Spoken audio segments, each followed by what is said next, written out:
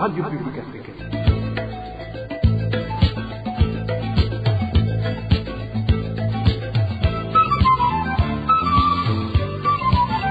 Radio Publique Africaine.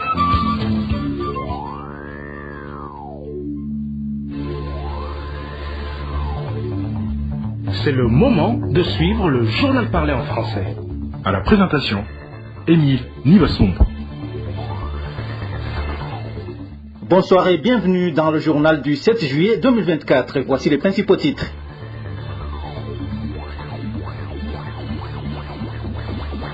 Les sinistrés du glissement d'eau terrain de Mugoboka accusent leur chef de quartier de vouloir détourner leur aide alimentaire. Les détails à suivre tout à l'heure. Et les habitants de Chibitoke perdent espoir après que la République démocratique du Congo a interdit l'exportation du carburant vers le Burundi. Et les réfugiés burundais résidant dans les camps tanzaniens signalent des cas de viol. Nous allons également en parler. Voilà pour le sommaire. Le développement du journal, c'est tout de suite.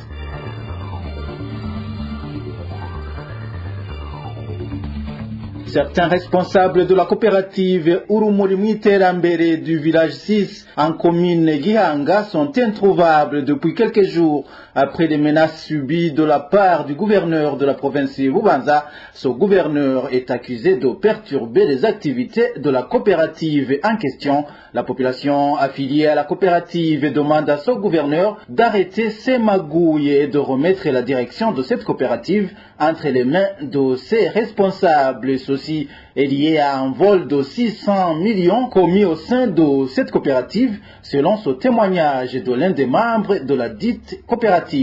Umubabaro mwinshi n'agahinda muri koperative Urumuri Mwiterambere aho buramatari w'intara Bubanza yaraye subiriye guhungabanya. C'est le mécontentement et le chagrin au sein de la coopérative Urumuri Mwiterambere où le gouverneur de la province de Bubanza est venu caractériser la sécurité de la population du village 6, surtout les membres de la coopérative Urumuri Mwiterambere du même village, Alimoja, responsable à la tête de la dite coopérative. Ce responsable avait été élu par nous-mêmes, les membres de cette coopérative, pour cause.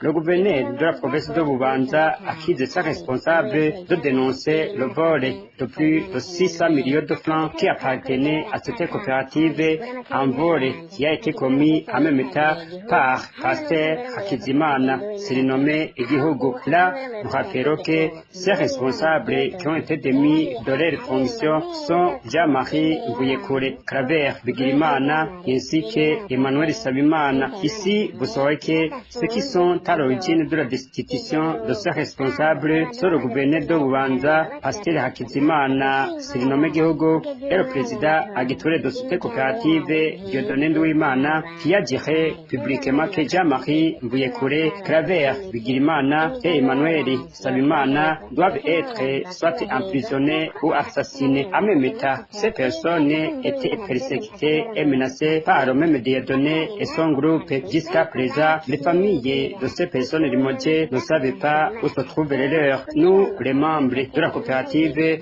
nous demandons avec insistance que ces personnes et leurs familles soient respectées. Ceci du fait que le Nord y est fait de mal dans notre coopérative, à part le fait de dénoncer ces vols qui étaient encore un vol commis par le pasteur Hakizimana sous la couverture de Dieudonné Nduwimana et son groupe, afin que l'argent volé ne soit pas rétribué à la coopérative. Ainsi donc, nous demandons au gouverneur de la province de Bubanza, à Pasteur Hakizimana et à Dieudonné Nduwimana et son groupe de respecter nos anciens chefs, de les rétablir dans leurs fonctions, surtout qu'ils n'ont rien fait pour nous, les membres qui les ont votés. De plus, cela est le souhait de chaque membre de la coopérative, du fait que l'actuel président de la coopérative a dit que personne de ces anciens cadres de la coopérative ne retournera dans ses fonctions plutôt que d'être exécuté ou encore emprisonné à vie. Yarahi akarengwa neza ko batarota basubira muri koperative ahubwo ko icyo bakiza ari uko bopfa cyangwa bagafungwa ubuzima bwabo bwose. La rédaction de la RPA a tenté de contacter Cléophas Nizigimana, gouverneur de la province Bubanza, mais son portable sonnait sans que personne ne décroche. Syriac Ndouimana, responsable du parti CNL sur la colline Nyabunyegeri, zone Rubirizi, en commune Mutimbuzi, nous sommes en province de Bujumbura, et Olivier Chimirimana, chargé de l'idéologie de ce parti sur la même colline, ont été ramenés au cachot de la zone Rubirizi ce samedi. Les deux leaders du CNL avaient été arrêtés et passés à tabac par des Imbonerakure dans la nuit de jeudi 4 juillet, puis conduits au cachot de la zone Rubirizi. Vendredi matin, ces deux jeunes gens ont été sortis du cachot de la zone Rubirizi et embarqués à bord d'un véhicule du service national de renseignement vers une destination inconnue. Les informations en possession de la RPA indiquent qu'ils avaient été conduits par la suite au cachot du service national de renseignement situé près de la cathédrale Regina Mundi et ajoute qu'ils n'ont pas subi de torture. Les mêmes sources d'information précisent que le père de l'un de ces responsables du CNL sur cette colline de Nyabunyegeri ainsi que sa sœur, arrêtés dans la même nuit de jeudi, ont été libérés ce samedi. La rédaction de la RPA a pu répertorier 136 cas d'assassinats au cours de la première moitié de l'année 2024. Ces assassinats ont été rapportés dans 15 provinces du pays. Parmi les personnes tuées, il y avait 21 femmes et 12 enfants. Eric Nyonzima. La province de Chibitoke occupe la première place sur cette liste macabre. Entre la rédaction de la RPA a pu recenser 29 personnes tuées, les 6 morts qui viennent de s'écouler. Elle est suivie par la province de Bubanza où il a été tué 14 personnes. La mairie de Bujumbura occupe la troisième place. Elle a connu 13 personnes tuées dans la première moitié de l'année 2024. Les provinces d'Ngozi, Makamba et Rutana occupent la quatrième place. Chacune d'elles a connu 11 personnes tuées. Gitega vient en 5e position. Elle a connu 10 personnes tuées. 8 personnes ont été tuées en province de Bururi. 7 personnes ont été tuées en province d'Ormong, 6 à Kayanza, 5 en province Kirundo, 4 dans la province de Bujumbura, 3 en province de Ruyigi, 2 dans la province de Muramvya et enfin une personne tuée en province de Muyinga. La rédaction de la RPA n'a pas pu répertorier de cas de tuerie dans 3 des provinces du Burundi, à savoir la province de Karusi, Mwaro et Changuzo. Au total, la rédaction a donc pu répertorier 136 personnes tuées dans 15 des provinces du Burundi. Au cours du 6 mois dernier de 2024, parmi ces personnes tuées, 70 personnes ont été retrouvées mortes et les corps glissant dans la nature dans les provinces de Chibitoke, Ngozi, Bururi, Rumonge, Kayanza, Gitega, Muyinga, Bubanza, Rutana, Makamba, Bujumbura et Amerido, Bujumbura. Les machettes ont beaucoup été utilisées dans les tueries les 6 derniers mois. Les provinces concernées par ces tueries par machette sont Ngozi, Chibitoke, Rutana, Ruyigi, Makamba, Rumonge, Muramvya, Gitega, Bururi, Kirundo, Kayanza, Bujumbura et Amerido, Bujumbura. Au cours de cette période, 21 des victimes étaient des femmes. Elles ont été tuées dans les provinces de Chibitoke, Ruyigi, Makamba, Ngozi, Rumonge, Kirundo, Bubanza, Kayanza, Gitega et Bujumbura. Et dans cette même période, 12 des victimes étaient des enfants tués dans les provinces de Chibitoke, Gitega, Ngozi, Bururi, Bubanza, Rutana, Rumonge et Ruyigi. Certains parmi les auteurs de ces crimes ont été connus parmi les Imbonerakure, les administratifs, les policiers et les agents du service national de renseignement. Dans un instant, nous parlons société. RPA.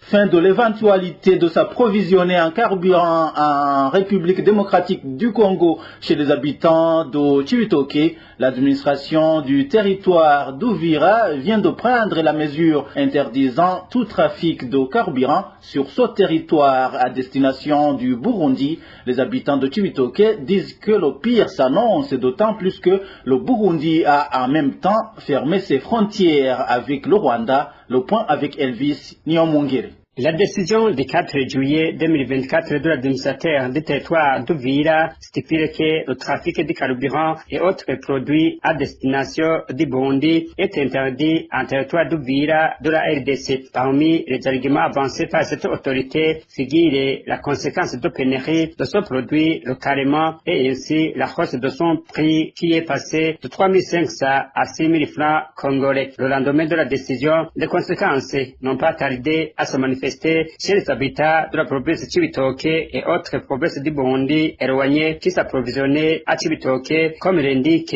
cet habitant. Le transport était plus ou moins facile en province Chibitoke par rapport à d'autres provinces, puisque 1,5 litre de carburant coûtait 15 000 francs, mais depuis la prise de cette décision, on l'achète à 33 000 francs burundais. il y avait une nette différence, aussi bien pour les passagers que pour les transporteurs. La situation se complique davantage car à bord d'une moto de Rugombo vers Cibitoke, on payait 2000, mais aujourd'hui on paie 4000 francs burundais. Des véhicules partaient Bubanza, Bujumbura, Kitega et ailleurs pour s'approvisionner en carburant ici à Cibitoke. Les habitants de la commune Rugombo, au chef-lieu de la province Cibitoke, disent qu'ils ne savent plus à quel essai se vouer, d'autant plus que même les frontières burundo-rwandaises sont fermées, alors que le Rwanda alimentait également cette province en carburant. Ils demandent tout au moins la réouverture de ces frontières avant que le pire ne se produise.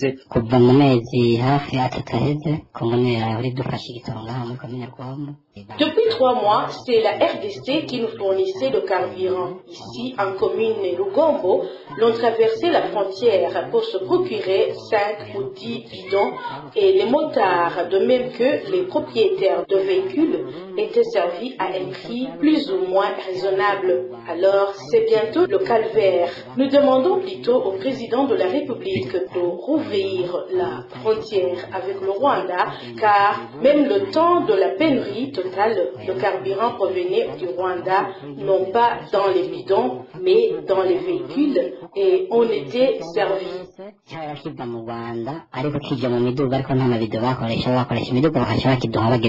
Il est à signaler que ces deux localités de Nyamitanga, Ndava et Buganda s'approvisionnaient à Uvira sur la station Sange, celle de Cibitoke et Rugombo sur la station Lubungi et celle de Rukana sur la station de Kamanyola. Depuis que la RDC est fermée, des robinets pour le Burundi en bidon de 20 litres qui coûtaient 210 000 francs burundais à Cibitoke aujourd'hui coûte 350 000 francs. Les habitants du quartier Mugoboka de la zone urbaine de Rohero en commune Mukaza de la mairie de Bujumbura, victimes du glissement de terrain, accusent le chef de ce quartier de vouloir détourner leur aide. Ces sinistrés demandent que cette assistance du projet Merangabandi via la Croix-Rouge soit distribuée suivant les listes préétablies et donnée au programme alimentaire mondial. Les détails avec Dani Claire, Iratrumva. Le programme alimentaire mondial, PAM en sigle, a été la première pour voler au secours des victimes de l'éboulement de terrain à Mugoboka. C'était au mois d'avril. PAM a donné à chaque ménage une somme de 235 000 francs bout de loyer, une somme qu'ils continueront à percevoir chaque mois selon notre source. PAM a tout de même indiqué à ses victimes qu'il y a d'autres bienfaiteurs qui se préparent pour venir prendre la relève. Ce qui n'a pas tardé, témoigne notre source. Après nous avoir été mis au courant par le PAM qu'il y aura d'autres projets qui vont nous voler au secours, nous avons été ravis et d'ailleurs ça n'a pas tardé car le projet Merangabandi s'est déjà présenté à nous via la Croix-Rouge, mais ce qui a choqué les victimes est que le chef de quartier ne sont pas réveillés à laisser que toute personne qui a été prise en charge par le PAM ne doit pas figurer sur la liste. Ce qui est déplorable dans tout ça est que le chef de quartier Mugoboka n'y va s'embarrer vers rien, enfin une vache laitière en exigeant des pots de vin.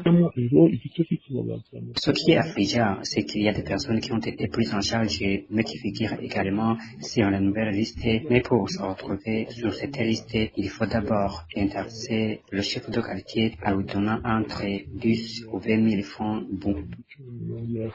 Les habitants victimes de glissements de terrain à Mugoboka, causant pas mal de dégâts matériels dans les maisons détruites, demandent aux responsables du projet, Merangabandi, qui s'apprête à donner une assistance via la Croix-Rouge, de ne pas utiliser les nouvelles listes dressées par le chef de quartier, mais plutôt celles qui ont été utilisées par le PAM. Contacté à ce propos, Révérien Niwasumba, chef de quartier Mugoboka, n'a pas décroché son téléphone. Nous lui avons également laissé un message sur WhatsApp pour qu'il s'exprime à ce propos, mais il n'a pas répondu à notre message.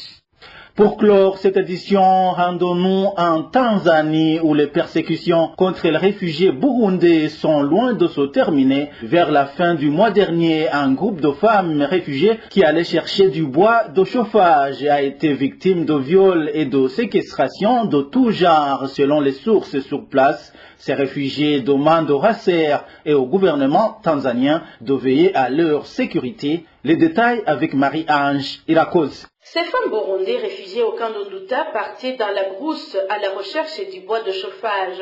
C'était un mauvais jour pour elles. Elles sont tombées dans un groupe de gens armés et parlant kirundi. Ces femmes se sont faites violer et subit toutes sortes de tortures, comme le témoigne une des réfugiées du camp d'Onduta. Vers la fin du mois de juin, un groupe de femmes qui allaient chercher du bois de chauffage sont tombées dans une embuscade des hommes parlant kirundi et munis des machettes. Ces derniers les ont tabassés et torturés et violés. Certaines parmi ces femmes sont allées à l'hôpital pour se faire soigner.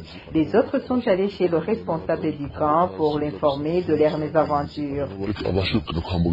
Selon nos sources au camp des réfugiés d'Onduta, depuis 2 jours, ils circulaient dans les camps des informations faisant état d'une attaque imminente des camps par des groupes venus du Burundi. Nos sources pensent que les gouvernements burundais et tanzaniens y seraient pour quelque chose. Avant que ces femmes ne se fassent violer par des hommes qui parlent le kirundi, on avait entendu parler d'un groupe de 50 personnes qui se sont infiltrées dans le camp avec comme mission de faire tout le mal possible aux réfugiés burundais pour les contraindre à se rapatrier. Cela fait partie du plan du gouvernement tanzanien et le gouvernement burundais, justement pour nous contraindre à rentrer. Les réfugiés burundais demandent au HCR de veiller convenablement à leur sécurité. La rédaction de la RPA n'a pas encore pu joindre Samuel Kouyi, responsable du camp d'Onduta, pour en savoir plus sur l'état sécuritaire dans ce camp sous ses responsabilités. Voilà, c'est par ici que nous mettons un point final au journal du 7 juillet 2024. Merci à vous tous qui nous avez suivis. À la présentation, c'était Émile Niwasumba. Agréable soirée chez vous. Au revoir.